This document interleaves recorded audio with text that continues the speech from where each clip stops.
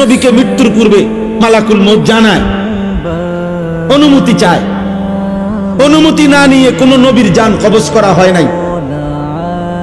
তো ইব্রাহিম আলাইহিস সালাম বললেন, আজরাইল, আমার একটা ছোট্ট প্রশ্ন আছে আল্লাহর কাছে, তুমি একটু জিগায়া আসো। যাও তুমি জিগাও।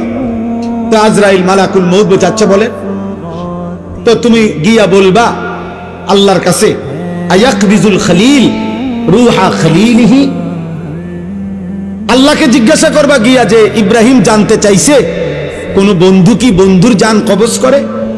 বন্ধু বুঝি বন্ধুরে মেরে লাগে? আমি না আপনার বন্ধু? ইব্রাহিম আলাইহিস সালাম কার বন্ধু? কথা বলে না, আল্লাহর বন্ধু কিনা? তো ইব্রাহিম আলাইহিস সালাম বলতেছে, যাও গিয়া জিগাও কি বন্ধু এটা, বন্ধু বন্ধুরে মারতে কয়? বন্ধু বুঝি বন্ধুর জান কবজ করে? সুবহানাল্লাহ। আল্লাহ তাআলা তখন বললেন, জিব্রাইল, আরে আজরাইল, মালাকুল মউত, তাহলে এক কাজ করো, তোমারে আমি আরেকটা প্রশ্ন করতেছি ইব্রাহিমকে বলার জন্য, তুমি হেঁটে গিয়া কও, যাও আবার যাও। তো মালাকুল মউত এসে এবার ইব্রাহিম আলাইহিস সালামকে বললেন, আপনার কথার জবাবে আল্লাহ তাআলাও একটা প্রশ্ন করছেন, আপনি এটার উত্তর দেন। তো বলছে কি?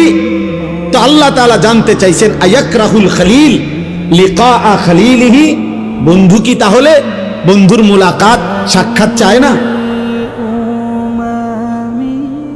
বন্ধু কি বন্ধুর সাক্ষাৎ পছন্দ করে না? তাইলে ইব্রাহিম আলাইহিস সালাম বুঝছে, হায় হায়, এ তো মারা না, এ তো বন্ধুর মুলাকাত, এ তো মৃত্যু না রে, এ তো আমার সেই মালিকের মুলাকাত।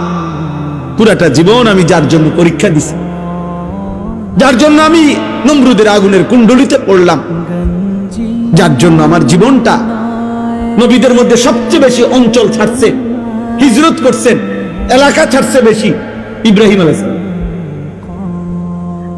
তো সে তো বন্ধুর মুলাকাত।